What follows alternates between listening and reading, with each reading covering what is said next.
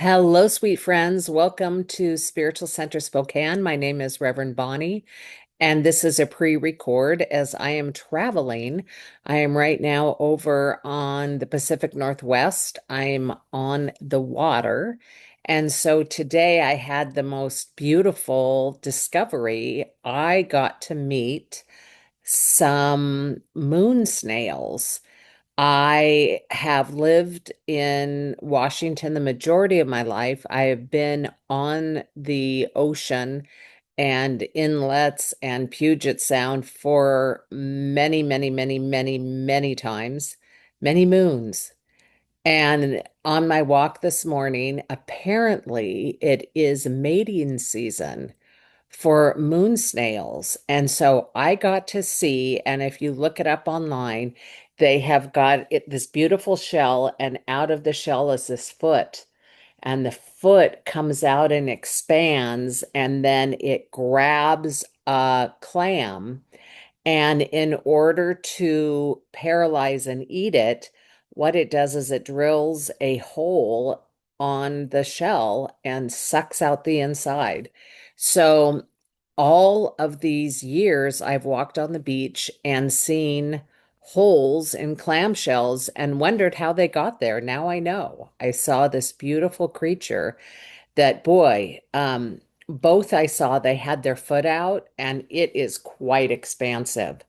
The other thing I got to see this morning was it's their mating season, as I said, where they're making their babies. And so the women create these round kind of bowl-like structures that have a hole in the middle, and they're made out of sand and some of their insides and a whole bunch of stuff.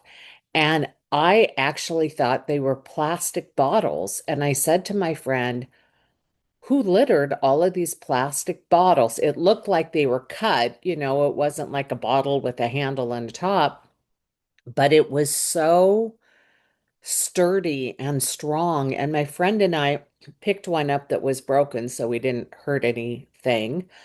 But to feel how incredibly durable it was just amazed me. And I always am surprised at how fantastical nature is. And if I was going back to school nowadays, I would be studying nature for sure. Oh my gosh, I don't think we can ever know enough about it. It's just so magnificent. Anyway, today's been another good day outside and in the sun, and I'm still contemplating this whole thing around the last chapter of my life, our lives. And I shared with you that I bought a book by Mark Nepo that was just beautiful, and another by Father Richard Rohr, which is also lovely. So I'm reading both together. And I'm trying to find clues to what it is that is shifting inside of me and that I'm feeling. And it may just be too early to get it, but I'm priming the pump because it's a real curious shift that I can definitely feel, where it's one of far more being than doing. There's absolutely no doubt about that. And there's a deep, deep, deep level of understanding. And I've had a deep level of understanding for 25 years, even longer, since been a long-term meditator. But this is different. And this may not even be my understanding. It might be the understanding, but I'm accessing something that is really unfolding me in a way that I don't yet have words to describe. I did find today some of Parker Palmer's work, who I really like. And he has a word in there that that to me is like witnessing, like what I described last week in the video. But his word is tragedy gap. And that is the ability to hold what is current, what is now. It's the ability to hold the physical nowness of the world, while at the same time being able to hold what could be. So, um, I was touched with an interview that Rosie O'Donnell did a while back. And she said she's sensitive, as am I, as of many of you watching this. And she said as a young kid during Vietnam War, she couldn't even have the TV on because parts of the war were televised. And she said that she never understood how we could kill each other, how people could kill people. And I'm in that same camp. And so when she said it out loud, I was like, "Oh, yeah. What happens in the world is not what happens inside of me." And so that is what Parker Palmer calls a tragedy gap. It's when we can feel and know and sense and our soul realize that there's more than enough food on this planet for everybody. It's just a distribution issue. There's more than enough food, and yet we don't distribute it. And every single person in America can have health care. We can. There's just no reason why not, except we choose to not value each other and not value that. So there's a gap between what we know can be true and what is. And the spiritual maturity is being able to hold that container where both coexist and allow whatever needs to maturate out of that energetically to do that. And then, if and when we're called to take action, to take action. But I think we diminish the reality that enough of us energetically holding that container can make a huge shift and change in our world. So, yeah, I'm holding that. Well, welcome. Welcome to Spiritual Center Spokane. If you end up liking what we do on Tuesdays, which is I give a talk and then we do spiritual practice together, please comment on YouTube and share it with your friends and go to our website, which is www.spiritualcenterspokane.org. That's www.spiritualcenterspokane.org and sign up to get our newsletter, which is electronic. And under contact, give out a big shout. I'd love to hear from you. And we have a great blog, and the blog is called Worth Contemplating. So, however you play in our field, thank you so much for being here. So, I last week spoke of spiritual maturation based upon the book and the work of Toni Boehm. And this is called Spiritual and Emotional Maturity. And the subtitle is Tools and Practices for Consciously Developing Capacity for Spiritual and Emotional Maturity. And she has a list of benchmarks. So I was riffing off of her benchmarks, and I'm going to talk about a few more today, and then we're going to go into meditation and prayer. So thanks for being here. All right. So today, one of her benchmarks, which is number 5, she talks about is having a spiritual mind discipline. So as we go about meditating and watching our thoughts, at some point during our meditation journey, we come to realize that thoughts are like leaves in a stream where they just kind of come in and float around, and we can either grab onto them and make them real, make something about them. We can project them out towards somebody. We can ingest them and give them meaning, or we could just have them go by.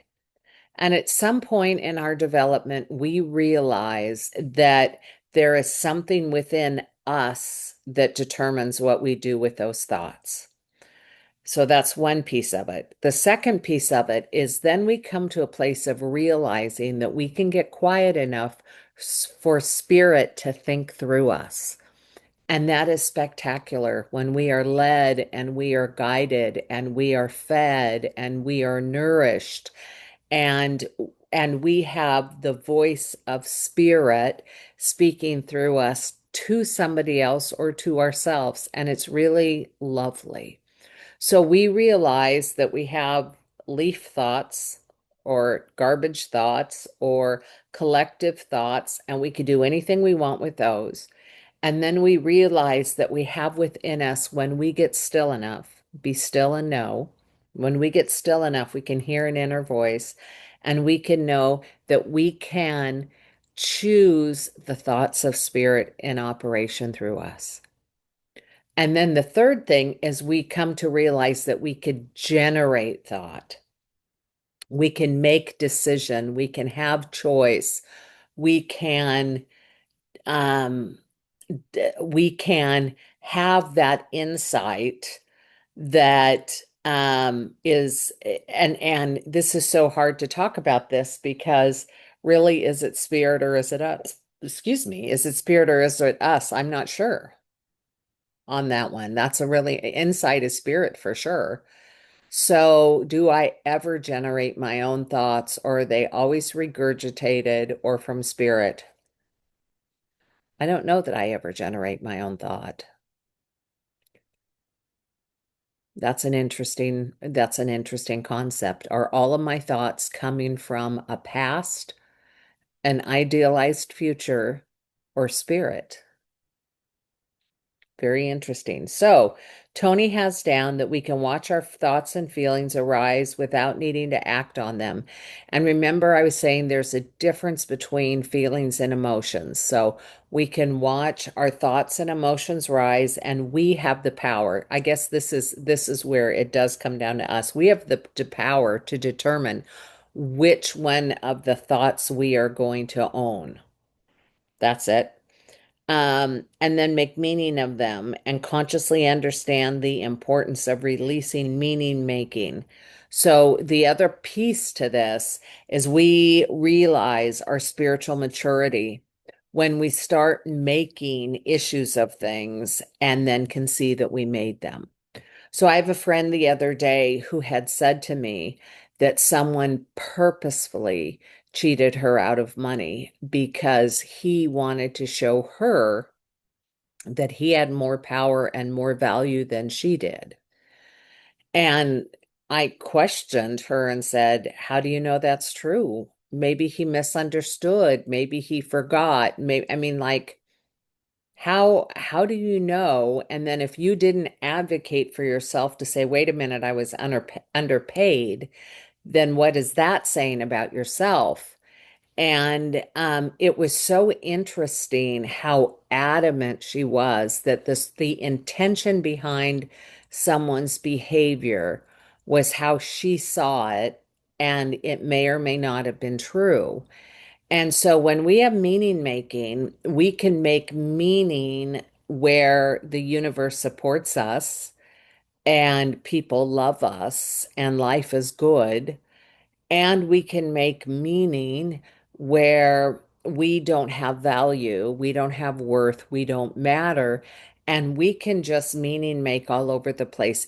I would say it's an inner projection instead of an outer projection.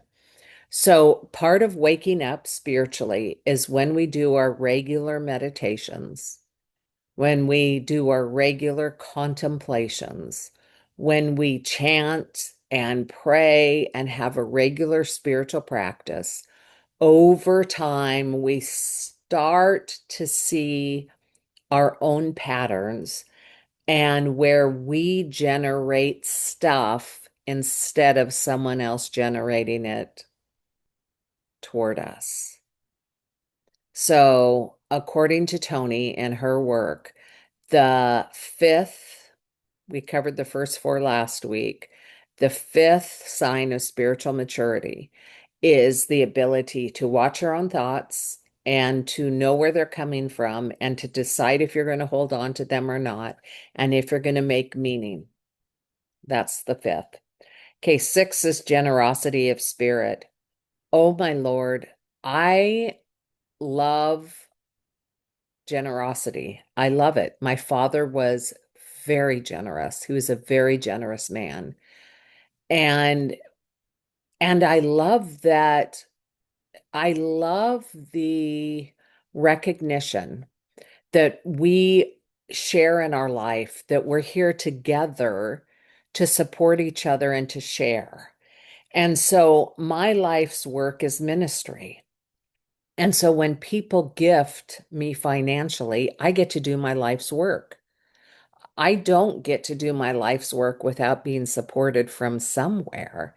Now, of course, God is the ultimate support, and and how it shows up is through people. And so, what a cool thing that I do what I love to do and what I was put on the earth to do, and that other people recognize it and are supportive. I love that. Same thing for me. When I go, just this weekend, I went to see a musician play, and how she got paid was donations. And so this musician got to have a concert, got to play outside in the beautiful sun on a lovely day, surrounded by people who think she's great. And then we all got to give to her. And so the what happens when we're generous is we come to realize that we are always given to and we always give. So financial giving is really important. Stingy is such an unattractive quality on human beings. I tell you, it just screams of I am scared, I am scared, I am scared. Stingy is icky, icky, icky, icky. But generosity is so much more than financial. It is financial, but it is so much more. It's generosity of spirit. And that means when you recognize beauty in someone else, you say it. Oh my gosh, what you did was so beautiful. Who you are is so beautiful. What you're wearing is beautiful. You recognize beauty. It means you have grace. It means somebody screws up. Oh, guess what? That happens all day long on our planet. And then you have an understanding and a grace and a generosity of spirit to say, hey, been there. I'm on your team on this one. Love you. Let's get through it. So, generosity of spirit is a givingness. And for many people who have been trained afraid, the practice of generosity can be such a life altering and very painful experience. And so the invitation is write thank you notes, gift financially, tip well, tell people how amazing they are, practice forgiveness in the moment and generosity of spirit, and allow yourself to become more of the greatness that you are. There we go. All right. I think that's enough for today. I don't want to overwhelm everything because, boy, I could go on for hours. Oh, let's do one more. Okay. The last one is the capacity to make conscious choices. That's number 7. And so, Reverend Michael Beckwith, who you all know I love so deeply, he always says that choice is a byproduct of awareness. So, when you aren't awake and aware, then you can't see the choices that you have. When you aren't awake and aware, you don't see the choices that exist. When you think narrowly, when I think narrowly, that's all we see. When we think A, we don't see A, B, C, D, E, F. All we see is A. So as we meditate and as we open in consciousness, we are able to see the plethora of choices and options that exist because we're awake and aware to them. And in my reading today, I think it was Richard Rohr that I was reading. And in that, it had said that God is always at the depth. You go deeper, deeper, deeper, deeper, and you always find God. God is always at the depth of life, and evil is superficial. And when I read that, that was a new insight for me, and it's true because superficiality does not have capacity to see options. Superficiality has not done the depth work to be able to find God, the creator, divine presence, the moment. So the depth comes from our spiritual practice. And when we waken, spiritual maturity is the ability to see choices. So let's pray.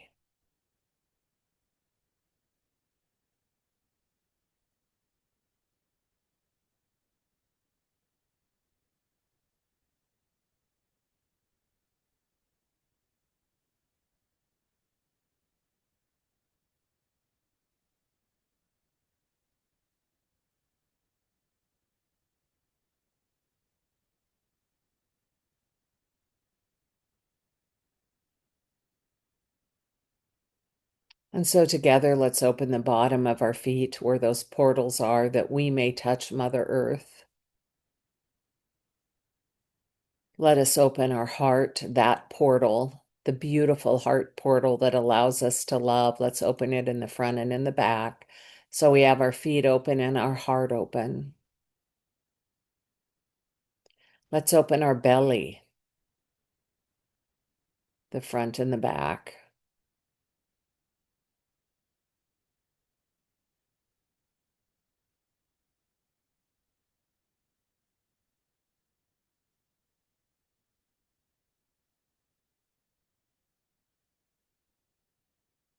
And we do that with intent. We place our attention at the bottom of our feet and we breathe and it opens. We place our attention onto our belly and we breathe and it opens. And we place our attention on our heart and we breathe and it opens. Intention, intention.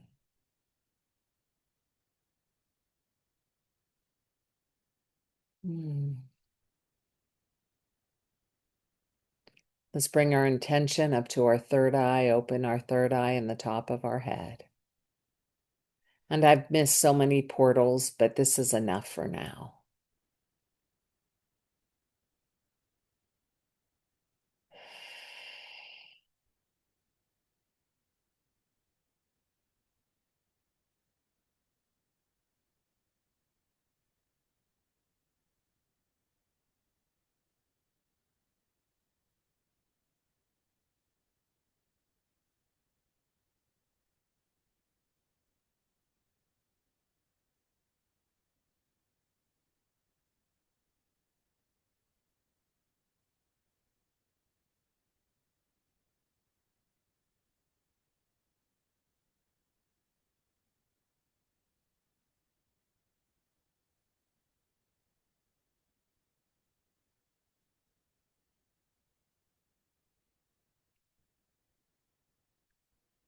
And so, right here and right now, I just give thanks for another beautiful day above ground. I give thanks, in my case, for seeing and meeting and standing witness to the moon,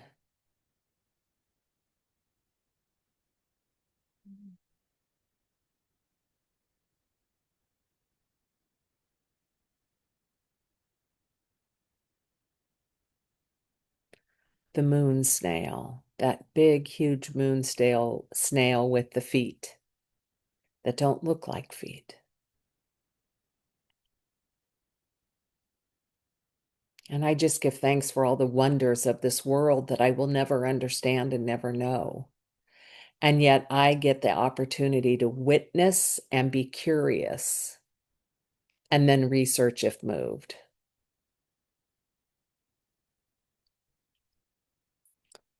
And so I give thanks that God continues to show up in all forms of life and that I have the ability to see, make choice, and be awake to that which is in front of me. And so, from this place of awareness, from this place of love, from this place of open heartedness, I bless the world.